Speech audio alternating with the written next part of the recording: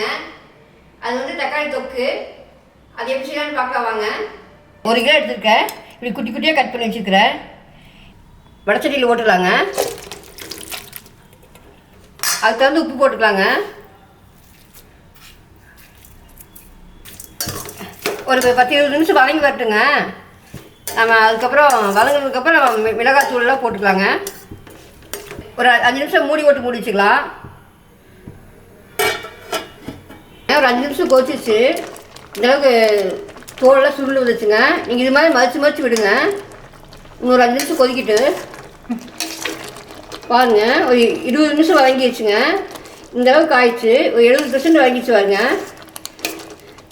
நீங்கள் இதே மாதிரி வதக்கிட்டு அப்பப்போ இது மாதிரி பண்ணி விடுங்க. இந்த ஸ்டேஜில் வந்து நம்ம வந்து மிளகாத்தூள் எடுத்துருக்கிறோங்க. தனி மிளகாத்தூள் அதை 3 ஸ்பூன் எடுத்துருக்கேன். அதை போட்டுக்கலாம். நீங்கள் காரம் தேவையான கொஞ்சம் சேர்த்து போட்டுக்குங்க. கொஞ்சம் கம்மியாக வேணாலும் கம்மி பண்ணிக்கோங்க. இதை போட்டு கடைக்கி விடலாங்க. மறுபடியும் ஒரு 10 நிமிஷம் வதங்கிட்டு மிளகாத்தூள் போட்டதுக்கப்புறம் மூடி போட வேண்டாம். இப்படியே ஓப்பன்லேயே வதங்கிட்டுங்க. பாருங்க, இதுக்கு இடையில ஒரு 10 பல்லு பூண்டை வந்து உரித்து நான் கட் பண்ணி வச்சுக்கிறேன் குட்டி குட்டியாக. மிளகாத்தூள் போட்டு ஒரு 5 நிமிஷம் ஆச்சுங்க. அப்படி வதங்கிடுச்சு. மிளகாத்தூள் பச்சை வாசம் போயிடுச்சு. நம்ம இதுக்கப்புறம் தாளிச்சிக்கலாங்க. நல்லெண்ணெய் ஊற்றிக்கலாங்க. எண்ணெய் காஞ்சிச்சு. கடுகு போட்டுக்கலாம்.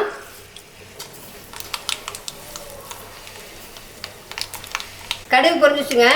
நான் கடலைப்பருப்பு 2 உளுந்து பருப்பு போட்டுக்கலாம். பொடியாக கட் பண்ண பூண்டு போட்டுக்கலாம். அடுப்புக்கு கம்மியாக வச்சுக்கோங்க. கருவேப்பிலை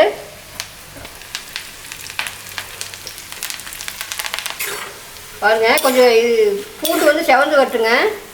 அதுக்கு இடையில நம்ம பெருங்காயத்தூள் போட்டுக்கலாம். கொஞ்சம்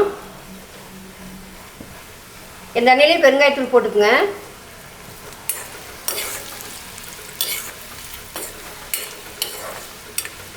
அடுப்பு சிம்மிலே வச்சுக்கோங்க. இல்லாட்டி கறி போயிடும். பூண்டு செவந்துடுச்சு போதும்.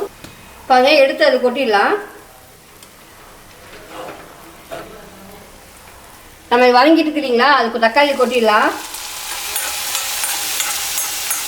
நீங்கள் இது மாதிரி கடைக்கி விடுங்க. கடைக்கி விட்டு நம்ம எண்ணெய் பிரிஞ்சு வர வரைக்கும் ஒரு 10 நிமிஷம் வதங்கிட்டுங்க.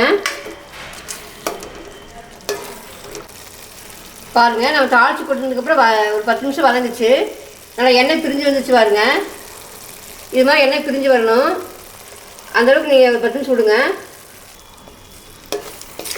நீங்கள் அடுப்பு ஆஃப் பண்ணிடலாம். பாருங்கள், தொக்கு ரெடி ஆயிடுச்சு. நம்ம இது மாதிரி சூடான சாதத்துக்கு சாப்பிட்லாங்க. ரொம்ப டேஸ்ட்டாக இருக்கும். இந்த தொக்கு வந்துங்க நம்ம எங்கேயாச்சும் வெளியில் போனால் கூட ட்ராவல்ஸ் போனால் நம்ம நைட்டே செஞ்சு வச்சுட்டோம்னா சப்பாத்தி இட்லி இது காலையில் எடுத்துகிட்டு போய்க்கலாம். அதுக்கு வச்சுக்கலாம். இதே மாதிரி நீங்கள் செஞ்சு சாப்பிட்டு எப்படி கமெண்ட் சொல்லுங்கள். பிடிச்சிருந்து நம்ம சேனல் சப்ஸ்கிரைப் பண்ணுங்கள்.